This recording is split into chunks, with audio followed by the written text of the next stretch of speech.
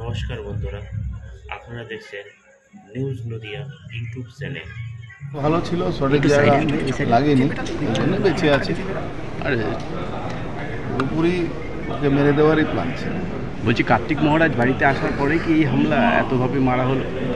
আমি এটা জানি না, তৃণমূল কার্তিক মহারাজ আসুক বা কেউ আসুক, তৃণমূল গুন্ডামি করবে, পুলিশকে সঙ্গে নিয়ে করবে, পুলিশের তত্ত্বাবধানে করবে। এটা মেনে চলতে হবে। যদি আমরা এটা মেনে না চলি এরকম হামলা হবে, তাহলে আমরা মূর্খ আছি। দাদা, আপনারা কথায় কথা বলেন যে পশ্চিমবঙ্গ বোমাবারুদ স্তূপ, কিন্তু দেখা যাচ্ছে ব্যারাকপুর তো সব থেকে বেশি মনে হচ্ছে। ব্যারাকপুর সব থেকে বেশি শিরোনামে থাকে আজ থেকে না, বহুদিন ধরে। 1857 সাল থেকে এটা চলে আসছে, ব্যারাকপুর শিরোনামে থাকে। ওটা নিয়ে কোনো প্রশ্ন নেই। প্রশ্ন আছে যখন পুলিশ আর গুন্ডা এক জায়গা হয়ে যায় প্রশাসন, তখনই সমস্যাটা বাড়ে। এটাই এখানে হয়েছে। এই যে ছেলেটা, এটা তো এরকম মানে কোনো একদম পলিটিক্যাল ছেলে, পার্টি করা ছেলে, এ শুধু মিছিলে গেছে তার জন্য একে মারছে, মেরেছে। আর এখন বলছে নাকি গোষ্ঠীদ্বন্দ্ব।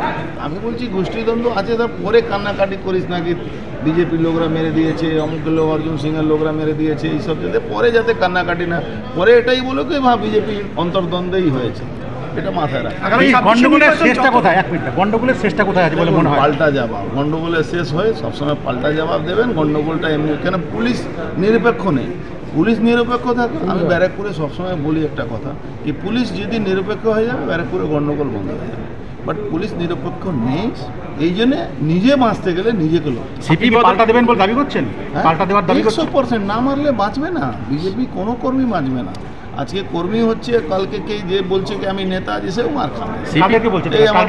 এই আমার পাশে দাঁড়িয়ে আছে, ও মার খাবে। ঘাবড়াচ্ছেন কেন? আপনি টার্গেটটা কাদের করছেন? যেরকম যে মেরেছে, যে মারিয়েছে তাকে ধরে পেটাতে হবে। চিহ্নিত করেছেন 100% চিহ্নিত। সিপি বদল হয়ে গেল, তারপরে এরকম? আরে ভাই, ওখানে সিপি বদল করো বা যেই করো, যেই আসুক, যদি নিরপেক্ষ না থাকে, আমি কেন বলছি কি পাল্টা জবাব না দিলে বাঁচতে পারবে?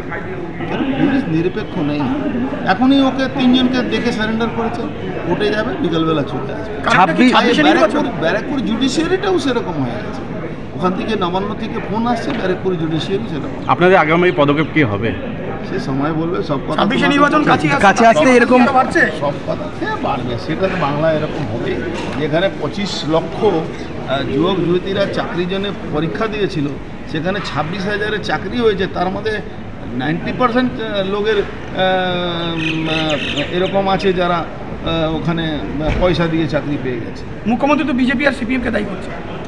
মুখ্যমন্ত্রীর কথা এখন কেউ শুনছে না, ওনার কথা কেউ মানছে না। দেখছেন না, যারা চাকরি হারিয়েছে তারা যোগ্য, তারা সরাসরি বলছে যে মুখ্যমন্ত্রী মিথ্যা কথা। এর থেকে বেশি আর কি হতে পারে?